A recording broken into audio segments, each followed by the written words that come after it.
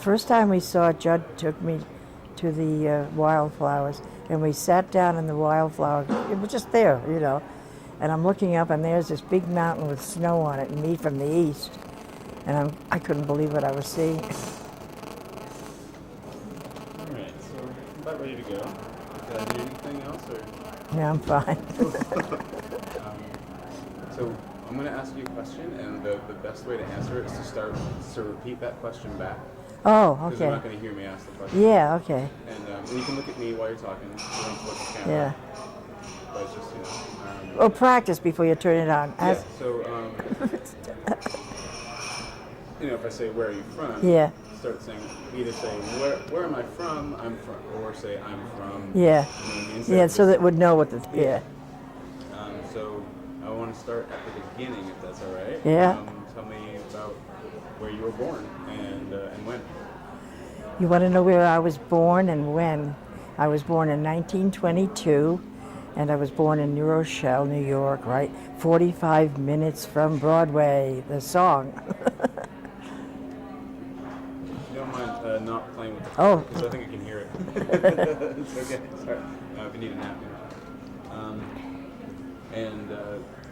Tell me about, were you the first child, second child? I was the first child, and I was the only child for 8 years. And can I go a little further with your question? Yeah, please. Because I was an only child, I prayed for a long time for a little sister with blue eyes and blonde hair. And my mother said, she better have blue eyes and blonde hair, or else it's going to be the milkman. Is that naughty? Tell me, and who were your parents? And my parents were Virginia Farrington and Herman Henich. And Herman Henich was from Germany. He came over about a year before the First World War and happened to come down to New Rochelle, and he saw my mother. And I said to my mother, how did you pick him out? And she said, I liked his pink cheeks. And they both worked in a milk company. And my father would deliver milk with the wagon, milk wagon. And she was the one that gave out the checks. So she always told me that she was the one that gave her future husband his checks.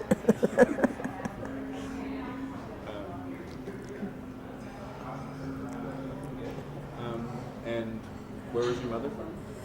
And my mother was born in New Jersey, but she came over to New York when she was 3. I think it was Westfield, New Jersey. But she came to New York to 42 Van Gilder Avenue in a house that was built in 1903 by my grandfather and grandmother. And we lived there forever, practically. I'll tell you that later, whatever. You wanted, no. Yeah, and Dad, of course, was born in Germany, and he came over, I think it was just a year before the First World War. But he went up to Canada first and then came down and met my mom.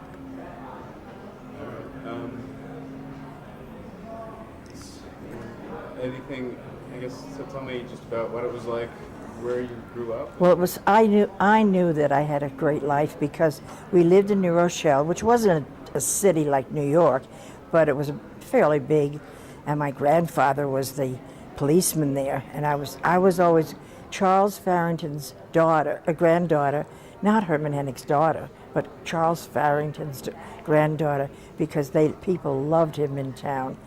Well, they liked my father too, but my grandfather was fun, and I loved being in New Rochelle because my mother would tell me that that's the place where Hollywood started. Really, they hadn't come out west, but they'd been in New Rochelle, and she told me that Joan Crawford lived in one place, and she'd see Jackie Cooper and all the older ones, Jackie Coogan, and I thought that was fun. And then being so near New York City, I could go on a train for about 75 cents, and my theater was Radio City Music Hall. And then I'd see Broadway, and that's what turned me on. I wanted to be an actress. I never did it, and we'd stand by the side doors there and wait for the actors and actresses to come out. Oh, that was such fun. Oh, and then in the summertime, we had this beautiful place in the Berkshire Hills. So I would see what it was like to live without electricity, running water. Just did it for fun, you know. And when my father saw it, he said it looked a little like Germany, so he wanted this beautiful place. And it was 80 acres and a beautiful farmhouse, sort of falling down but cute, and a little barn. And he said, Joan, I paid $3,000 for all that, and then had to borrow the money. And we all loved it so much that even now the children are all, oh, I wish we had kept that, because we just had such a good time, even though we didn't have any electricity, running water. So that was fun. Is that the house that I've been to? Hidden Acres? Yeah. Yeah. Well, it's the property that your mom and dad own now. Mickey said to Papa, if you ever sell this, I'll buy some back. And she bought back the 6 acres. So and since the land is going so fast now, we better keep the acreage because everybody's building. And I wished we had, but I don't think I could have lived there year round. Why is that? Weather? Excuse me? Why couldn't you live there? You said you couldn't live there year round? No, it was far away from any neighbors or anything like that. But now, we're trying to figure out whether I'm a city girl or a country girl. And when I just went back to New York City to see my Grand Central Station, which I love, I thought, I think I'm a city girl, but I have to see the nature too. Do you know that we're sitting in front of Mount Hood right now? And I'm looking out at this gorgeous mountain. And my whole family came. And my grandson is here, and his beautiful friend. Shall I say her name? Sarah. I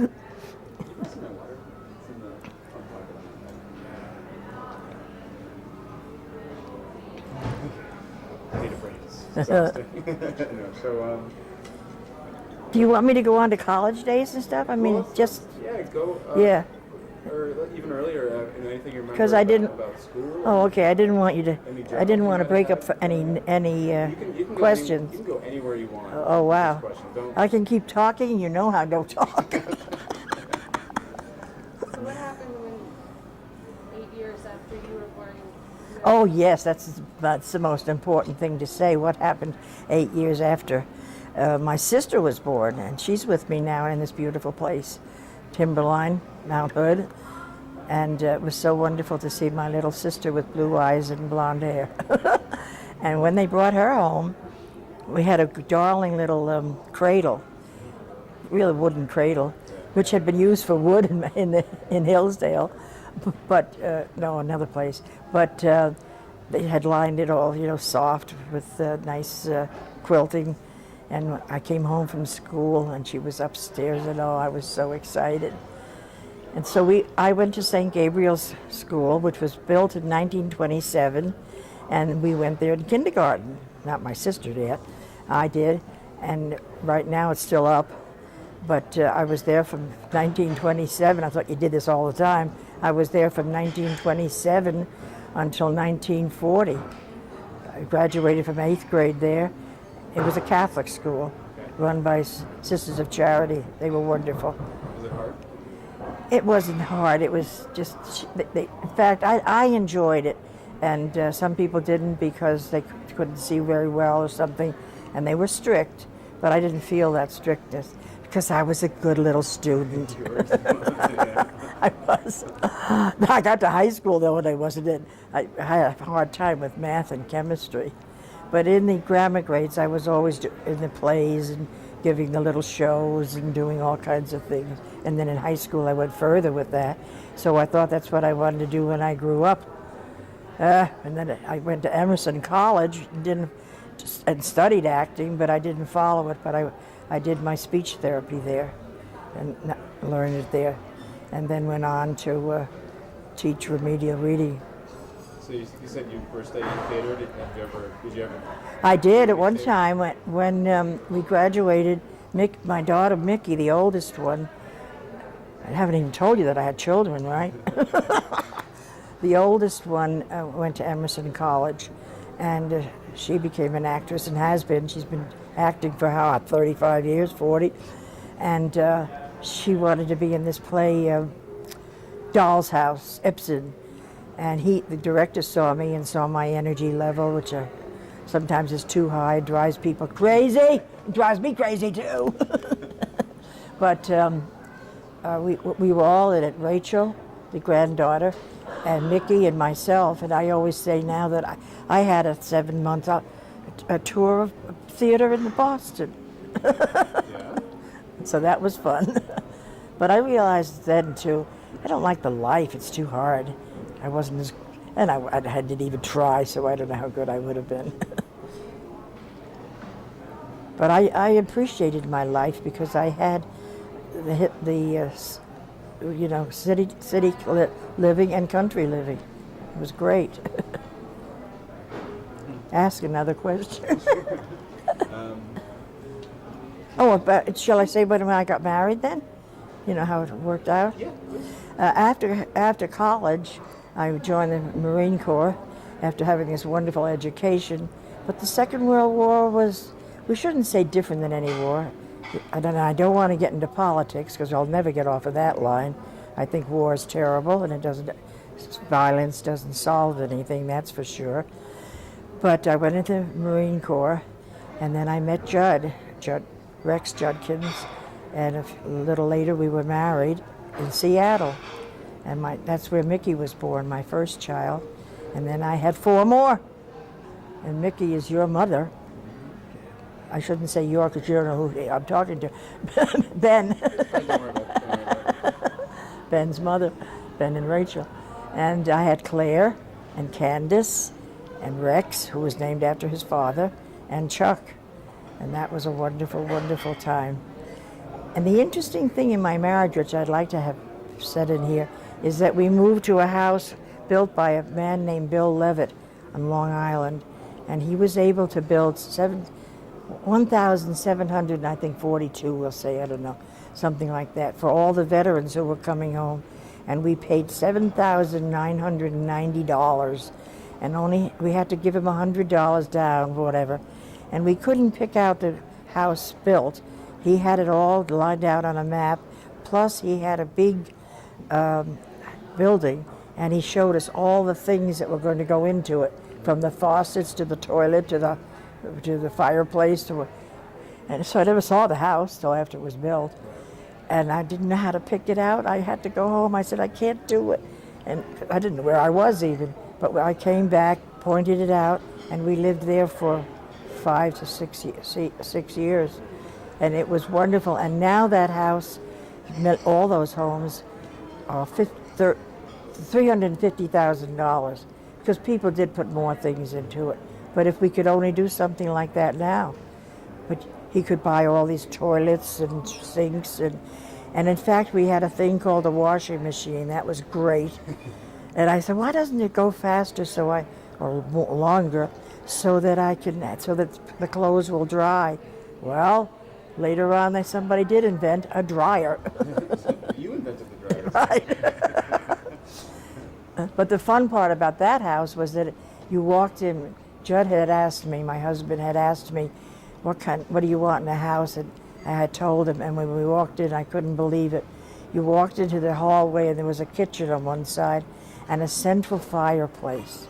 I thought that was the biggest thing ever.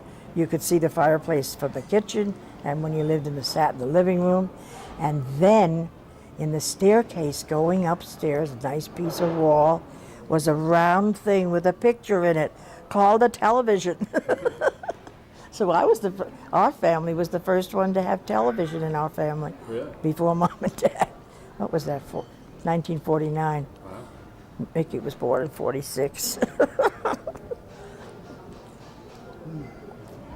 So that was. Then I moved from there to Smithtown. So was that your husband's job?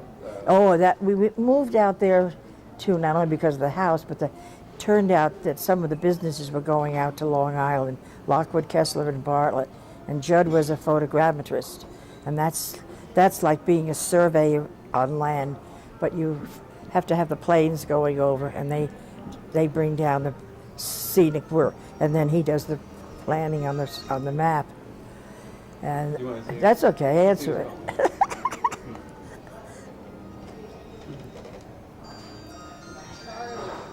Is that okay? If you want to answer. Yeah, and then what else did you? Oh, what I wanted to say about Levitt House was such fun, because they didn't even have a phone in the houses yet, because that was just starting. Not the phone wasn't starting, but the house. And that down at the end of the street would be a big telephone booth. We'd all have to walk down to there to make a phone call. And we didn't have enough money at that time to have a car, and Judd would walk out to the street quite far to get the bus, and it took about an hour and a half to go to work. And when we did get the car, it was really only a 20-minute ride. And we would sit outside, and guess what our lawn was? Big pile of sand, because the gentleman the builder hadn't put in this land, the lawn yet. Okay. But he was very good. He knew about his trees and what it should look like, and he put in all these wonderful trees, and the sand pile was, of course, had the grass on it. And now if you drive over to see those houses, the trees are 30, 40 years old, of course, so it looks beautiful. And then we moved to Smithtown after that, and then... Smithtown in Long Island? Yeah. And then I hate to tell you, we had a divorce. But that's a big part of my life, so I moved back to the Berkshires, because I loved it up there, and I'd never lived there year-round, but I thought it would be wonderful for the children. And I'm really proud. Chuck just told me the other day that he was so happy that we brought them up there, because it was so pretty and so wonderful. It was a lovely place, because that was near Tanglewood. It still is near Tanglewood. And Jacob's Pillow, and the Straw Hat Theater, Berkshire Theater. So we had the culture as well as the nature running it. So that was fun. There's one down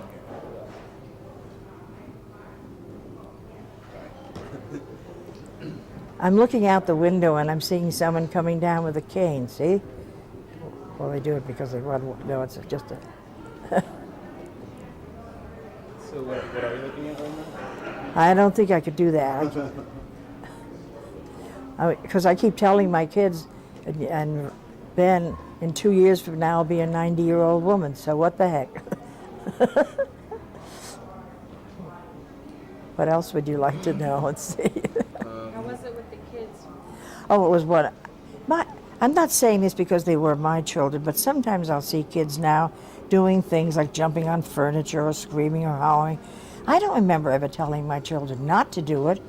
They just didn't. I could go visiting with 5 of them and they didn't go running around and, so I had a good time with them.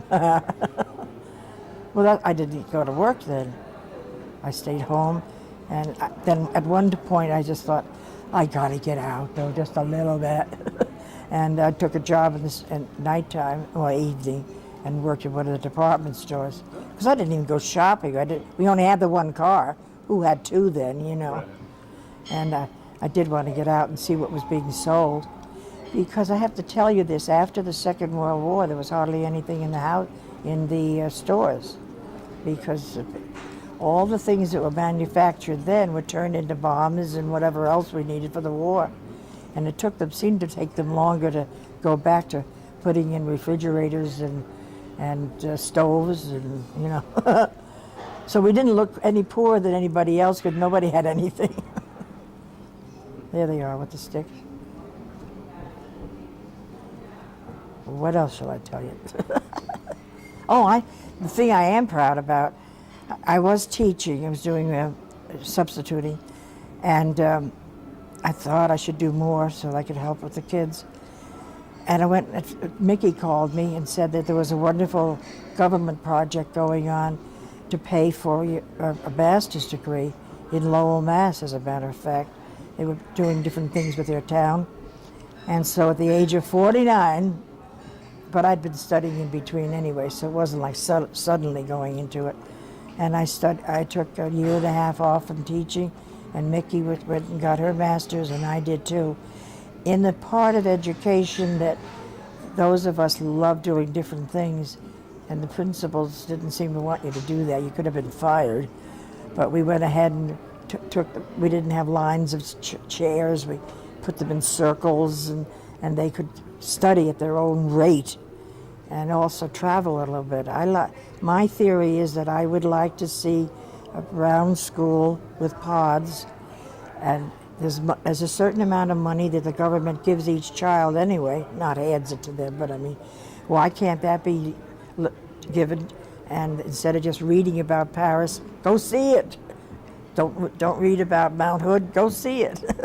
You know, I think everybody before they get out of high school should have seen all the national parks, or at least 2 of them, and know what our country really is. I didn't realize, hey, I was from New York. Did I know there were big, huge mountains? This is, to go from one coast to the other is fabulous. And I would like to see children do this in high school. They are starting a little bit of traveling a little bit more than we did. Is there anything that you've been wanting to see that you haven't seen yet? Oh gosh. The world? I mean, obviously. Oh yeah, I know. Yeah, I have. In the world, I have 2 frustrations. I called it my frustration list, and I did do it. 3 things that I always wanted to do What were they? and that was to go to Ireland, because one side of me is Irish, and that's wild, and the other side is German, and that's very strict, and you got everything in order. And I wanted to see, I never cared about seeing what my heritage was until I was a little older. And I went to go to Ireland and Germany, and I always wanted to go to the Holy Land. I couldn't believe that I could do that. And I went to the Holy Land, and that really, that was my first major trip, because going to London was sort of like Boston anyway, and they were speaking English. And but my frustration is, and then I went around Europe and did the cruise ships. But I loved going on the cruise ship through the Greek islands. That was really gorgeous. We followed Paul's pathway, St. Paul's pathway, through the islands of Thessalonica and Patmos, going over to Turkey. And then the thing I loved was we went to Rome, and we finally saw the Sistine Chapel. Oh, and watched it being restored. The Japanese had said they would do it, and they were restoring the chapel. And that was absolutely beautiful. But my frustration right now is that I don't think I'll travel anymore. But I didn't go to, I don't know how I missed that. I didn't get to Florence, and I didn't get to Vienna. And I'd love to see Florence, the beginning of all our art and our life, really. But here I am out visiting my grandson now, so he picked Portland, I'm in Oregon, right? Mm-hmm. He picked Portland, Oregon. I just went from Portland, Maine to Portland, Oregon. Well, you might as well tell us why you're here. Oh, wow, okay. We came out this time because my granddaughter, Rachel, Ben's sister, was married to Aaron Ward. Oh, and what a marriage, what a ceremony we had. In fact, we had a whole week of partying. And we had such fun. And the wedding was in Hoyt Arboretum. And we walked down we all were to wear green and brown. And then we walked down to this beautiful, sorry, I don't know how to pronounce it in Jewish. What do you call it? Huppah? And it was so beautiful because Pearl, who was Steve's mom, she wasn't with us. She had died a few years ago, and I miss being with her. And she had made this beautiful tablecloth and did all the embroidery on it. And the girls were so sweet. They put that as the top of it, and they built it together. The those sticks were cut right from the wood, yeah. And you all got together and put it together, and that meant a great deal to everybody. And the girl who helped, Jamie, she had cooked for us, and then I looked at her and I said, "You're a chef, but aren't you the one that's going to do the blessing?" And she's also what we would call a minister. And I was so excited, a part of the wedding, because there was music, and I saw that my grandson Ben was playing the guitar, because I don't see him do that often. So that was so exciting. And then Steve himself played the guitar with another girl who was just darling. The two of them together did some fun. They were really folk singing, right? Folk songs. And oh, it was so wonderful. And that was at Rachel's house, because Rachel and Aaron already had a beautiful home, and Mickey and Steve bought a house that was bigger than the little one they had. And I teased them. I said, "You're going to sell this now because that was just for the wedding, right?" Because they have a lovely home down in the Caribbean. But that's over on the East Coast now. I don't know whether they're going to sell it or not. So the whole week, I was here a week, and it was just wonderful.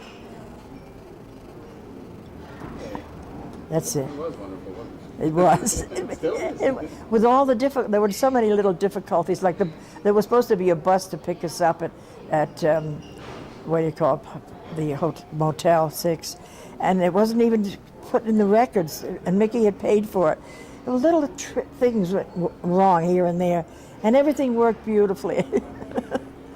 And we ate, and we ate, and we ate, and we sang, and we're happy. What did I miss in between now and? Let's see. Tell me about where you're living now. Not necessarily the room you live in, but. Oh, well, that's kind of fun, yeah. Who's around? Yeah, well, I moved then when I retired, which was not a very pleasant time of retirement because the money situation in the country was going fluky then too. I was 58 then. What year was that? I don't even remember. But they had to hire teachers and policemen and firemen, and actually we were pensioned off. And I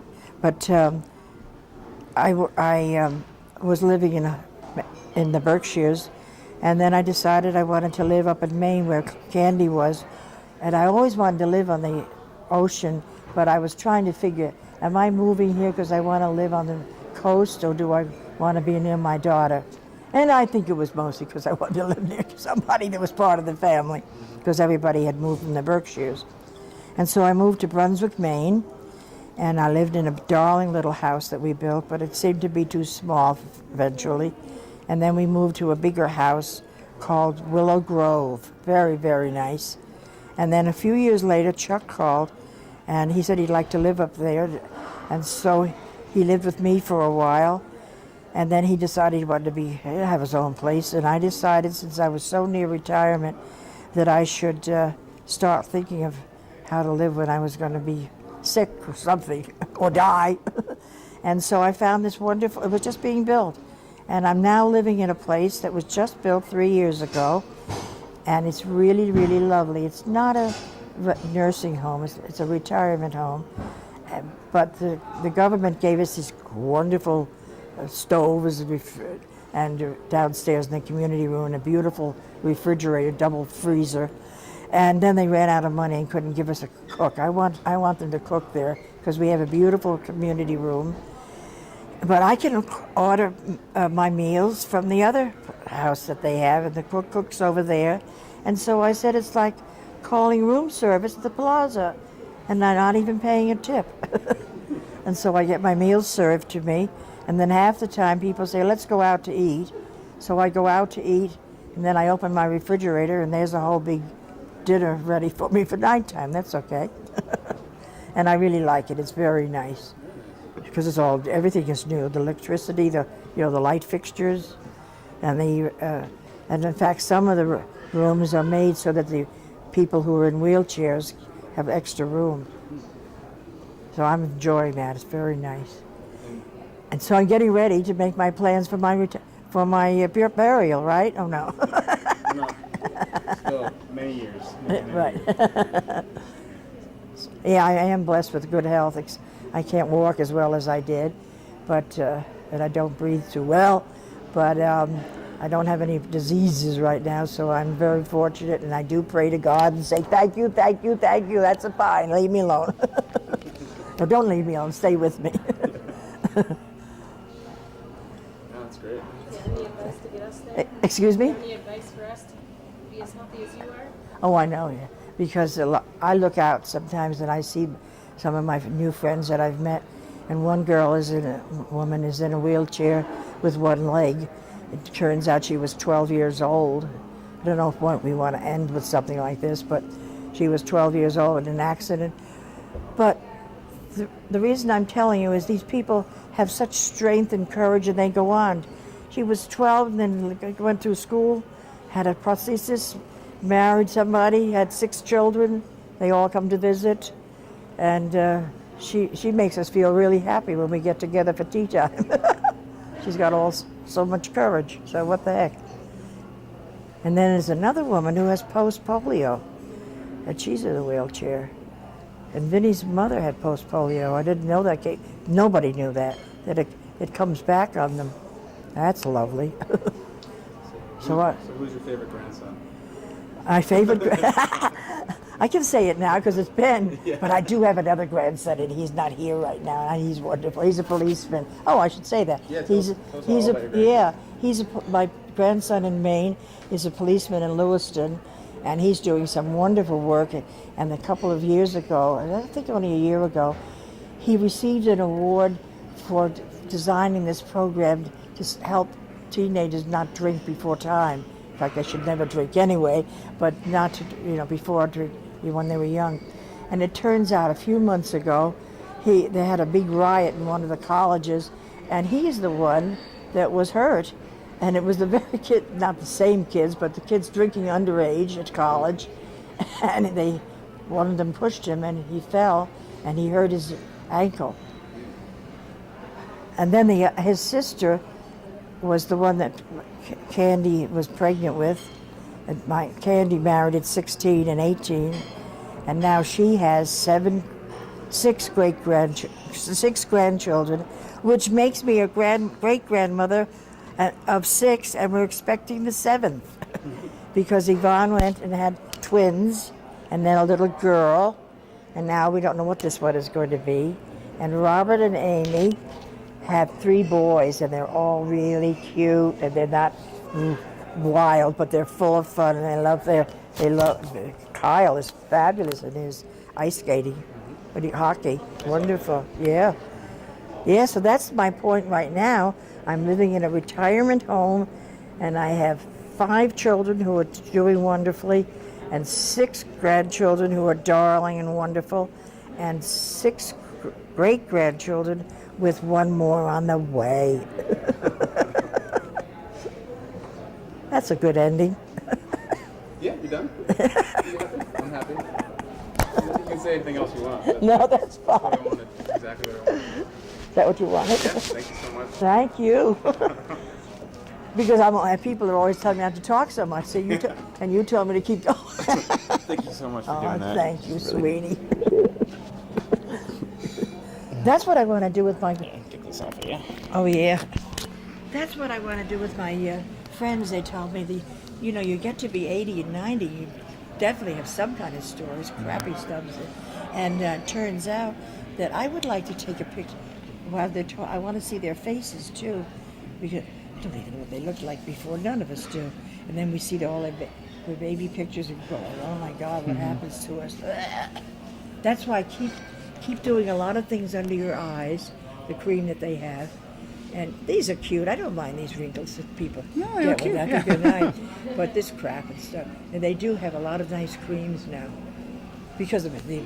Your mother's generation, they didn't want to get old. And that's why when, what's his name, the Beatle that's living now? Ringo. Yeah. Right? Ringo's alive? No, the other one I love. George? Yeah. Paul McCartney?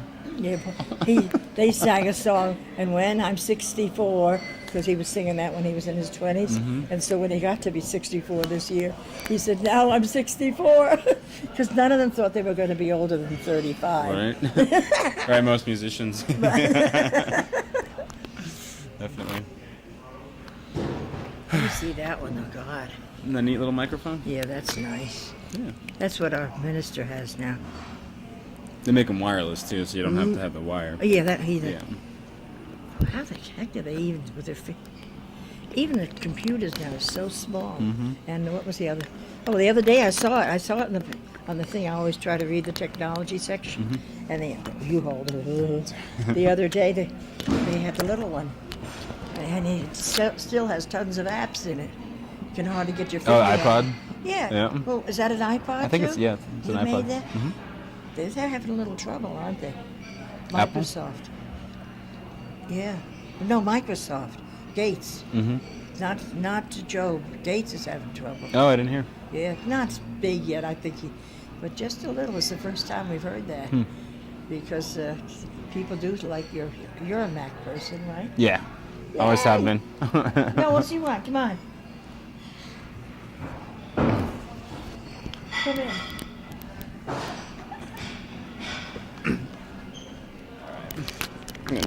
He's doing this.